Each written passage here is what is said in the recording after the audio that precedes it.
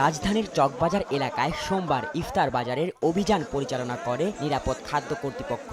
অভিযানে সচেতনতার পাশাপাশি মাস্ক ও হেড কভার বিতরণ করা হয় বিক্রেতাদের মাঝে।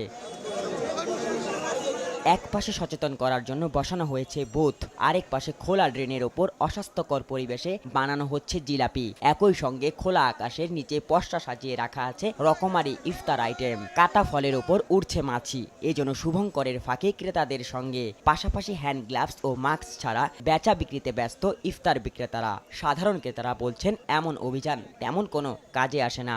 ওনারা যখন আসে তখন মোটামুটি সবকিছু ঠিকঠাক থাকে, ভালোই থাকে, কিন্তু ওনারা কেউ চলে গেলে সেম আগের মতনই হয়ে যায়। এ কেমন মনিটরিং? এটা খাদ্যের মনিটরিং, তো এটা যারা করে তাদের বেনিফিট। যদি কিছু ধরা পড়ে থাকে তাহলে সেটা ভালো, অবশ্যই ভালো।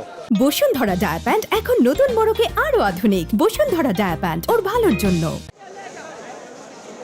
এদিকে নিরাপদ খাদ্য কর্তৃপক্ষ বলছে জনগণকে সচেতন করতে সব ধরনের পদক্ষেপ নেওয়া হয়েছে। সেই সঙ্গে শুভেচ্ছা দূত চিত্রনায়ক ফেরদৌস বলেন জনসচেতনতার পাশাপাশি নিরাপদ খাদ্য সবার অধিকার। আমরা ও নিয়ম আজকে ভুল করলেও কালকে আবার তাকে সচেতন করতে করতে একসময় যখন সে আর আমাদের কথা শুনবে না, আমাদের আইন মানবে না, তখন তাকে আমরা আইনের আওতায় নিয়ে আসবো। নিরাপদ খাদ্যের যে অধিকারটা, এটা কিন্তু আমাদের প্রত্যেকের অধিকার। আজকে বেঁচে থাকার জন্য আমাদের খাদ্য দরকার, কিন্তু সেই খাদ্য যদি ভেজালযুক্ত হয় তবে কিন্তু সেই খাদ্য খেয়ে আরও মানুষ তাড়াতাড়ি মরে। আমি এমন কোনো এক্সাম্পলই দিব না যেটাতে মানুষ ইন্সপায়ার হবে, মানুষ মনে করেন নায়ক প্রডিউস করছে আমরাও করতে পারি। আমি যদি এখন রাস্তার ধারে বসে একটা ময়লা আবর্জনা স্তূপে বসে চা খাই, বা ওরকম একটা জায়গা থেকে খাবার কিনে খাই, বা ওরকম একটা ফল যদি কেউ আমাকে দেখে ফেলে, সো এই জিনিসগুলো আমি সচেতনভাবে করবো, যাতে যেন আমি মানুষকে সচেতন করতে পারি। বারবার সচেতন করার পরেও যদি তা মানা না হয় সেক্ষেত্রে আইন অনুযায়ী ব্যবস্থা নেওয়া হবে বলেন কর্মকর্তারা।